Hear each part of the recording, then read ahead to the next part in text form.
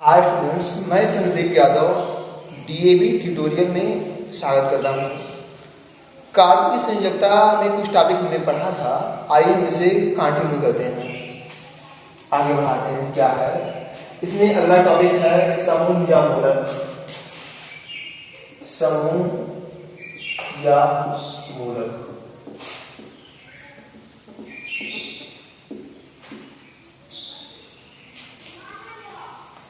Radical कहते हैं इसे, रेडिकल। देखिए ये क्या होता है, परमाणु या परमाणुओं का वह समूह या वह संग्रह जिसका कुछ विशेष गुण होता है, उसे क्या कहते हैं, समूह या मूलक कहते हैं। और ये मूलक तीन प्रकार के होते हैं। क्या क्या? पहला है एल्किल मूलक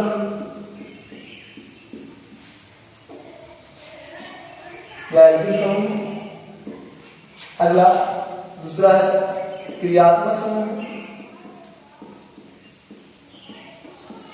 और एक और होता है, वो क्या है, आयन।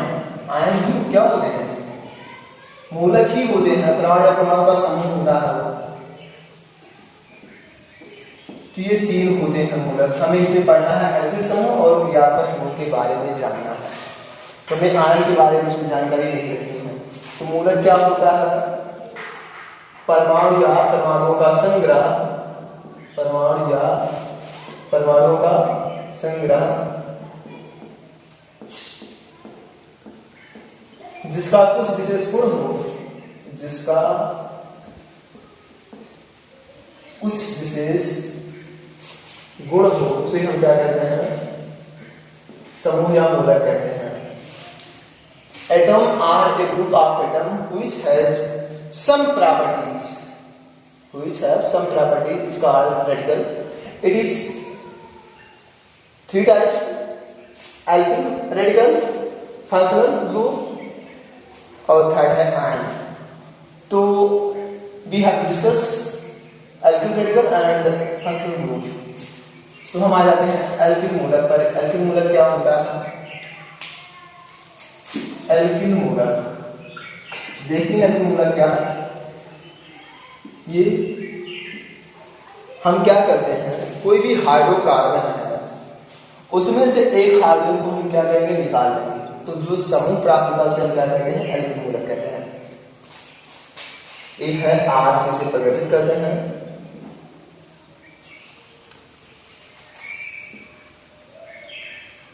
या ऐसे भी कह सकते हो संतृप्त हाइड्रोकार्बन। असंतृप्त भी हो सकता है, असंतृप्त से भी निकालेंगे तभी एल्किल ही आएगा। हाइड्रोकार्बन से, हाइड्रोकार्बन से, हाइड्रोकार्बन का मतलब क्या है, इसमें केवल हाइड्रोजन और कार्बन हो। हाइड्रोकार्बन से एक या एक हाइड्रोजन निकालने पर, अधिक हाइड्रोजन निकालेंगे तभी एल्किल आएगा। हाइड्रोकार्बन से एक hydrogen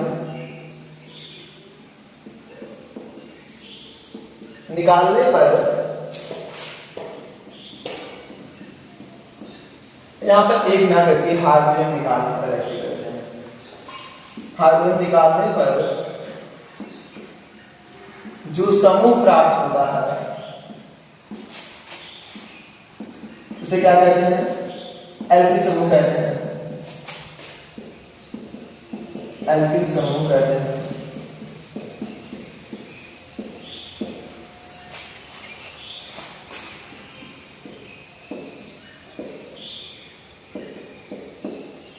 When we remove an hydrogen atom from a hydrocarbon, then the group obtained is called alkyl मूलक, alkyl radical। तो ये है, इसे R से परिवर्तित करते हैं इस तरह से। जैसे मान लेते हैं कोई एल्केन है, एल्केन का फार्मूला क्या होता है, एल्केन CnH2n + 2 ये होता है। जब हम यहां से एक हाइड्रोजन निकालेंगे, यहां से तो आ जाएगा Cn, यहां से निकालेंगे CnH2n + 2 आ जाएगा, ये यहां से आएगा। अगला, जब हम ये एल्केन है, एल्केन से अगला हम इसे मान लेते हैं, हम किसी भी, ये क्या है, एल्कीन है CnH2n। जब यहाँ से हार्डन निकालेंगे तभी क्या आएगा, एल्कीन ही आएगा, CnH2n-1 होगा। ये भी एक एल्कीन होगा, एक वाले से खुल जाएगा, एक वाले से खुल जाएगा, ये है। तो यहाँ से एल्कीन आ जाएगा, ये भी एल्कीन है और ये नीचे वाला भी एल्कीन है। हमें केयर करना है, हम एग्जाम्पल लेकर बता देते हैं क्या हो रहा है। ये है जैसे है CH4 है, हम क्या करें, यहाँ से एक हाइड्रोजन रिमूव करें, हटा दें, तो हो जाएगा CH3।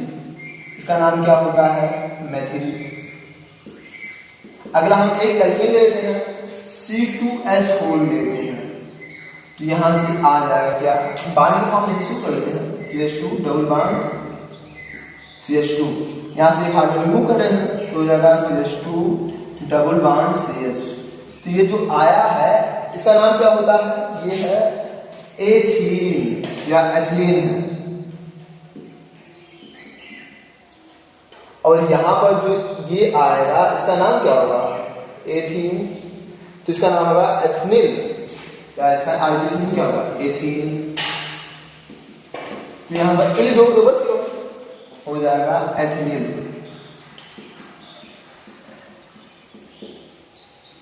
ये हो जाएगा एथिलीन समूह, ये है। क्यों इल जोड़ते जाओगे, ऐसे प्रोपाइन है तो प्रोपाइन से जब हाइड्रोजन निकालेंगे वो क्या आएगा, प्रोपाइनिल आ जाएगा। तो इस तरह से होता है एल्कीन समूह। हम कुछ एल्कीन के नाम लिख देते हैं, जैसे यहाँ पर है C2H5, इसका नाम क्या होगा, एल्केन है। C2H6 क्या होता है, यह 2 कार्बन है, इस फार्मूले को फॉलो करेगा वो, तो क्या होगा, ये होगा 2 कार्बन है, तो क्या होता है 2 कार्बन है H, तो होगा एथेन, और इसमें इल जोड़ दो, ये होगा एथिल ग्रुप होगा। ऐसे C3H7 होगा प्रोपिल ग्रुप। तो इस तरह से आ जाएगा ये है।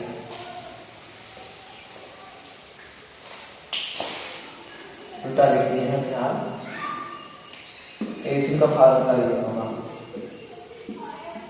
ये हो गया समूह या मूलक, अगला एल्किल समूह हो गया।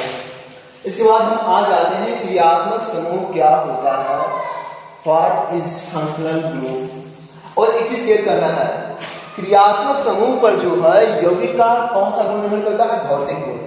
भौतिक गुण में जैसे है कि उसका गलनांक क्या होगा, क्वथनांक क्या होगा, मतलब वो द्रव अवस्था में होगा, ठोस अवस्था में होगा, ये सब इस पर डिपेंड करेगा। एल्किल समूह की संख्या जब बढ़ती जाएगी तो फिर उनकी अवस्था में चेंज भी आ सकता है। तो ये है, तो इस पर एल्किल समूह पर क्या निर्भर करता है, भौतिक गुण इस पर निर्भर करता है, भौतिक गुण एल्किल समूह पर।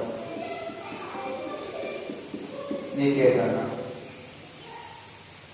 उसके बाद हम आ जाते हैं क्रियात्मक समूह क्या होता है, फंक्शनल ग्रुप क्या होता है।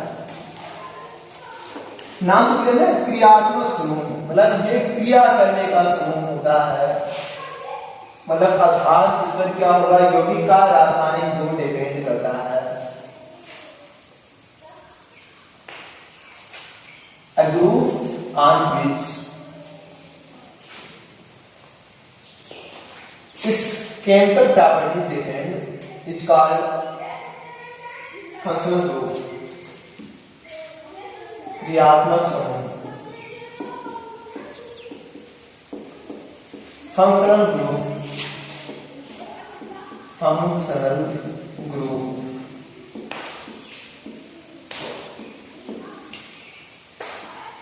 वह समूह जिस पर यौगिक का समूह में, वैसे तो परमाणु या परमाणु समूह लिखना चाहिए था, एक परमाणु हो सकता है, आप जैसे ईथर है तो एक ही परमाणु होता है, तो ऐसे दर्शा दीजिए वह समूह जिस पर यौगिक का रासायनिक गुण निर्भर करता है, रासायनिक गुण निर्भर करता है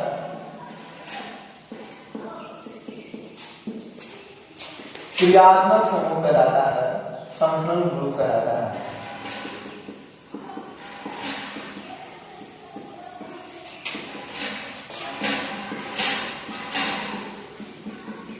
जैसे मान लेते हैं C2H5OH करेंगे, तो इसमें क्या है, ये C2H5 एक क्या है, एक समूह है, मतलब क्या है, एक रेडिकल है, एक मूलक है, और यही क्या हुआ, एक मूलक है ये।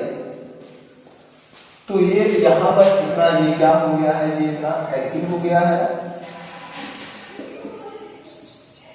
कार्बनिक यौगिक में क्या होंगे, दो क्या होंगे, मुख्यतः जो है दो क्या होते हैं, मूलक होते हैं। एक एल्किल मूलक, अगला होता है क्रियात्मक समूह। क्रियात्मक समूह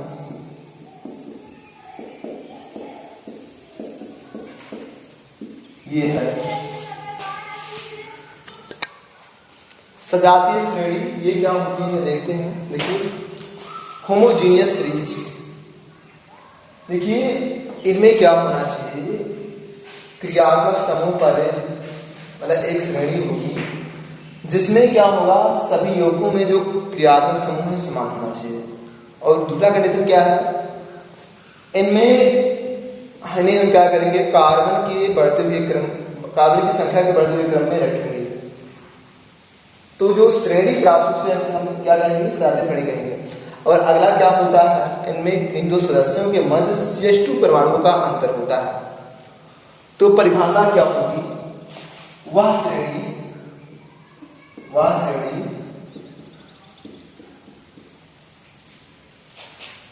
जिसमें समान क्रियात्मक समूह वाले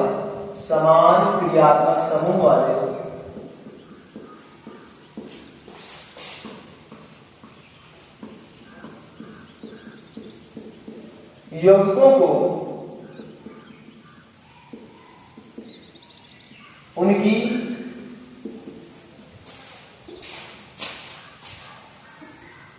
समान क्रियात्मक समूह वाले यौगिकों को उनकी बढ़ती हुई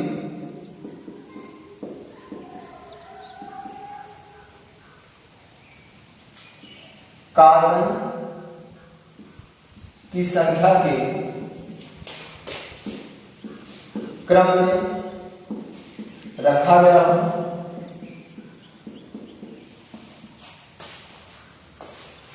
और किन्हीं दो क्रमागत सदस्यों के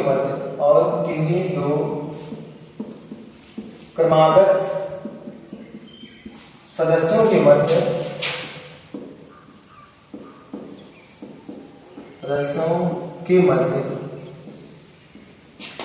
CH2 परमाणुओं का अंतर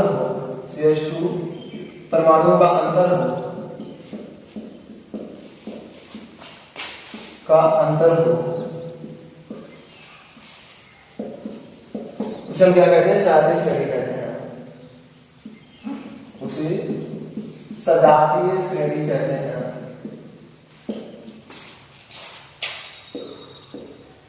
A series in which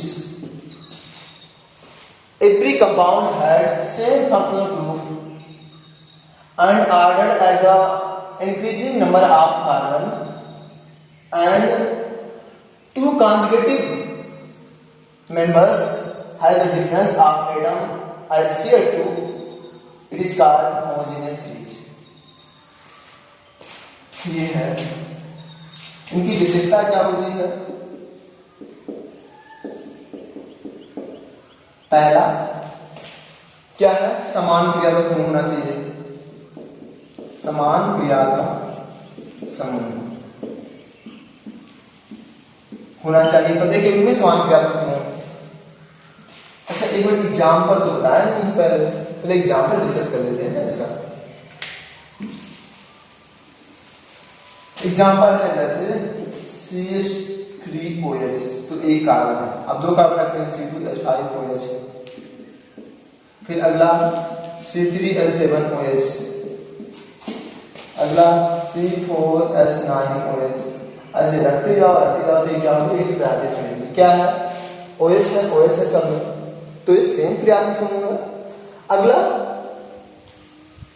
OH क्या है, यहाँ पर क्रियात्मक समूह है, और यहाँ ये एल्किल समूह है, तो कार्बन संख्या के बढ़ते हुए क्रम में रखा गया है। और होता क्या है, जब क्रियात्मक समूह क्या है, एक समान है, तो क्या होगा, देखिए रासायनिक रूप भी समान होंगे। ये है, जैसे मान लेते हैं, अब एल्किल समूह भी रख देते हैं, एल्केन से भी रख देते हैं, CH4 C2H6,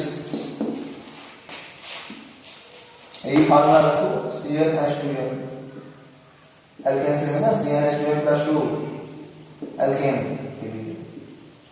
तो यानी कि जहाँ 1 2 3 रखते जाओ, एक रखेंगे तो ये आ जाएगा, 2 रखेंगे 6 आ जाएगा, 3 इतना 4 10 हो जाएगा, ये ब्यूटेन है।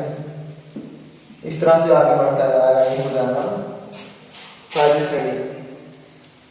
और अगला कोई और एग्जाम्पल लेते हैं, जैसे है CH3COOH, ये है, यहाँ पर पहला है HCOOH, अभी एक ही कार्बन है।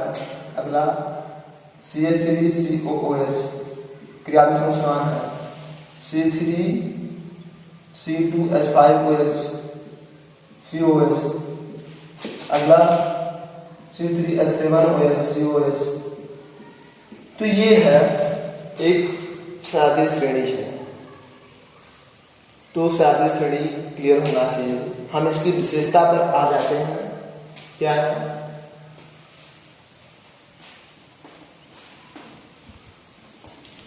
देखिए विशेषता क्या है, इनमें इनकी क्रियात्मक समूह क्या होते हैं, समान होते हैं। और जब क्रियात्मक समूह समान होंगे तो इसका मतलब क्या है, रासायनिक गुण भी समान होंगे। अच्छा, एल्किल की संख्या बढ़ती जा रही है और एल्किल पर क्या निर्भर करता है, भौतिक गुण, अर्थात इनके भौतिक गुण अलग अलग होंगे।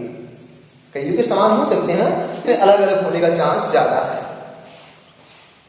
और अगला, इन्हें एक सामान्य सूत्र के द्वारा शो किया जा सकता है, जैसे एल्केन श्रेणी को हमने शो किया है। अगला, क्रियात्मक समूह समान है तो बनाने की विधि भी समान होगी या समान हो सकती है। ये है विशेषता, सजातीय श्रेणी की विशेषता। सजातीय श्रेणी की विशेषता क्या है,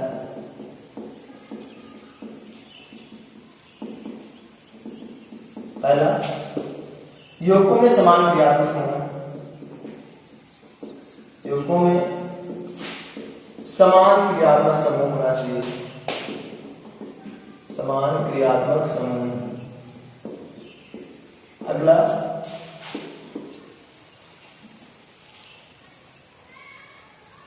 क्रियात्मक समूह समान होने के कारण रासायनिक गुण समान होते हैं। क्रियात्मक समूह समान होने के कारण, समान होने के कारण रासायनिक गुण समान होते हैं। रासायनिक गुण ये समान होंगे। तीसरा, भौतिक गुण अलग अलग होंगे, क्योंकि एल्किल संख्या चेंज होगी। समान हो भी सकते हैं, भौतिक गुण अलग हो सकते हैं या अलग होते हैं, कह सकते हैं, अलग हो सकते हैं। तो अगला, इन्हें एक सामान्य सूत्र के द्वारा शो किया जा सकता है। एक सामान्य सूत्र द्वारा प्रदर्शित किया जा सकता है। एक श्रेणी होगी ना, प्रदर्शित किया जा सकता है। और क्या ऑप्शन है, क्रियात्मक समूह समान है इसलिए बनाने की विधि भी समान होती है। एक जैसी एक समान विधि के द्वारा बनाया जा सकता है, समान विधि से बनाया भी जा सकता है। अलग अलग हो सकता है, बनाया भी जा सकता है, अब बनाए जाते हैं। तो ये है इनकी विशेषता।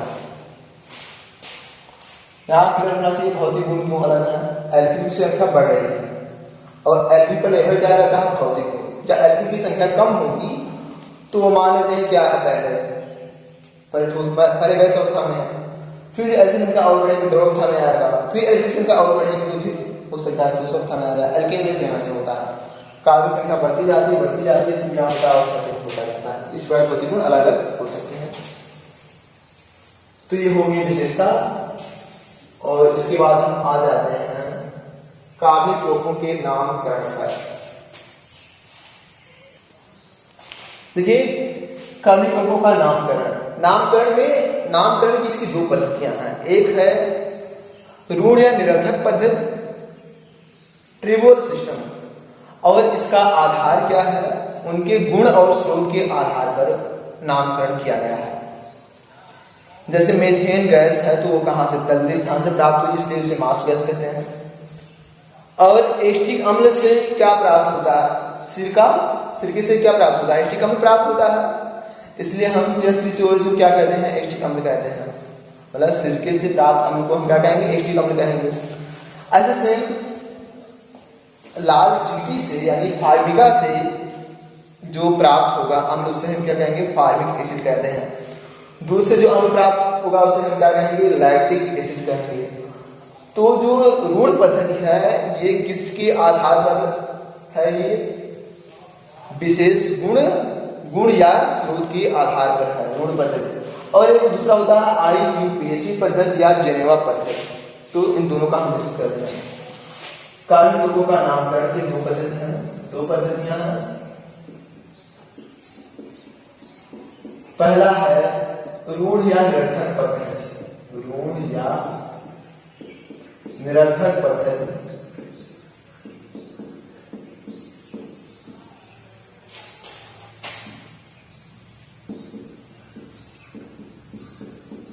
और दूसरा होता है IUPAC पद्धति,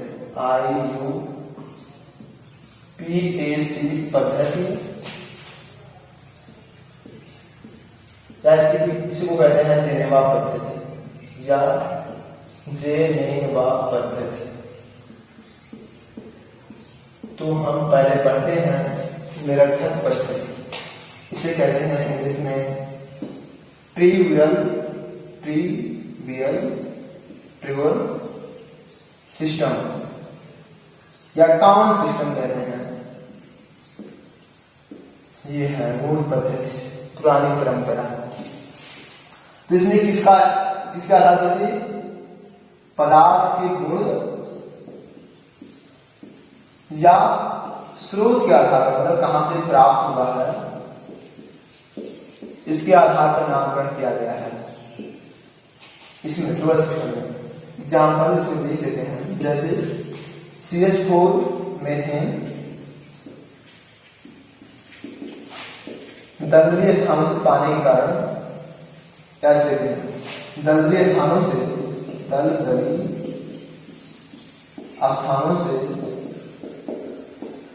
प्राप्त गैस CH4 को हम क्या कहते हैं, मार्स गैस कहते हैं। इसे मार्स गैस पूछा जा सकता है। दूसरा सेम ऐसे सिरके से प्राप्त, सिरके को लैटिन भाषा में कहते हैं एसिडम। सिरके से प्राप्त अम्ल को क्या कहते हैं हम, अम्ल CH3COOH से क्या कहते हैं, एसिटिक अम्ल। और सिरके को लैटिन भाषा में कहते हैं एसिडम। ये है एसिडम।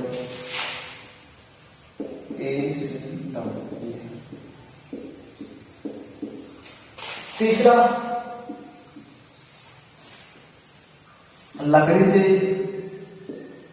लकड़ी के भंजक आसवन से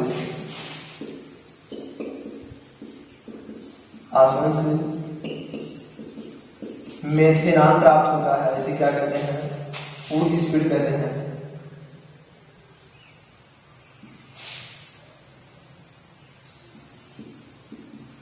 कहते हैं वुड स्पिरिट।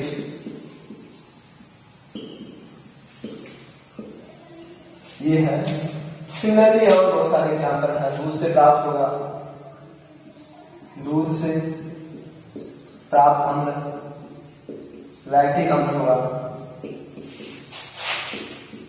तो इस तरह बहुत सारे एग्जाम्पल हैं। और चींटी से प्राप्त कीड़ियों के इलाज को क्या कहते हैं, फार्मिका कहते हैं। तो उससे प्राप्त अम्ल को क्या कहते हैं, फार्मिक अम्ल कहते हैं।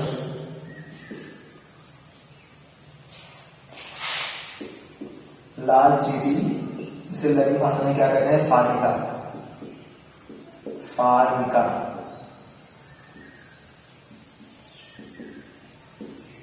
से प्राप्त अम्ल क्या कहलाएगा, ये फार्मिक अम्ल। फार्मूला होता है HCOOH।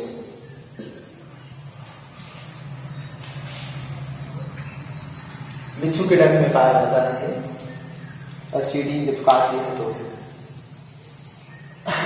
ये है। इसके बाद हम आ जाते हैं जेनेवा पद्धति या आयुर्वेदिक पद्धति। देखिए 1892 में जो है जे इस पद्धति का प्रतिपादन जो है 1892 में जेनेवा नगर में हुआ था। कहाँ पर, जेनेवा नगर में हुआ था। इसलिए से हम क्या कहते हैं, जेनेवा पद्धति कहते हैं। मतलब कई सारे वैज्ञानिक थे। और आईपीएसी का पूरा नाम होता है, और 1931 में जो है इसे फिर से संशोधित किया गया। आईपीएसी का पूरा नाम होता है international union of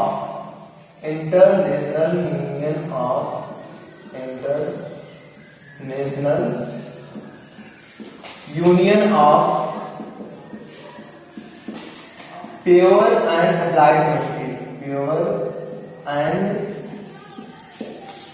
applied chemistry होता है आईपीएसी का पूरा नाम। इसे हिंदी में क्या कहते हैं, अंतरराष्ट्रीय विशुद्ध रसायन संघ। केमिस्ट्री या केमिस्ट्री, रसायन संघ होता है। अंतरराष्ट्रीय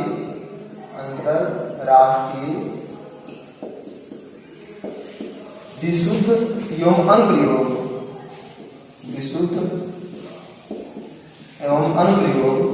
रसायन संघ। अनुप्रयोग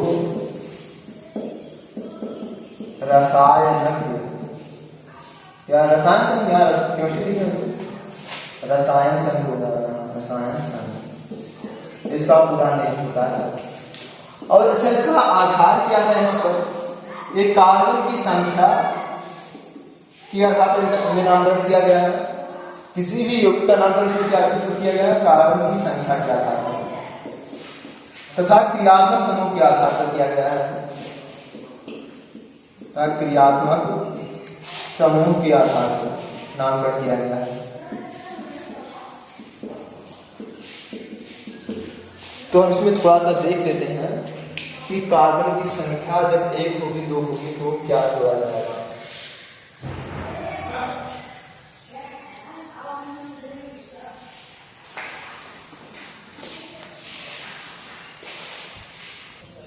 देखिए कार्बन की संख्या और समूह, तो 1 होगा तो मैथ, 2 एच, 3 प्रोफ, 4 ल्यूट, 5 होगा तो पेंट हो जाएगा, 6 होगा तो हेच, 7 होगा तो 8, 9 होगा तो नोन, और जब 10 होगा तो फिर डेक कहेंगे, ये होता है। इसके बाद जब कार्बन संख्या 11 होगी तो क्या कहेंगे, उसे अनडेक कहेंगे। और जब कार्बन संख्या 12 होगा तो डूडेक, 13 होगा तो ट्राइडेक, 14 होगा तो टेट्राडेक, 15 होगा तो पेंटाडेक, 16 हेक्साडेक, 17 हेप्टाडेक और 18 ऑक्टाडेक, 19 नोनाडेक। और जब 20 होता है तो इकाज का, जैसे ऐसे ही इसका होगा अनइकाज, 22 द्विइकाज, 23 ट्राइइकाज, 24 टेट्राइकाज, पेंटाइकाज, हेक्साइकाज, ऐसे बढ़ता जाएगा, हेप्टाइकाज ऐसे। तो हम ये टॉपिक यहीं से रोक देते हैं, यहीं पर रोक देते हैं।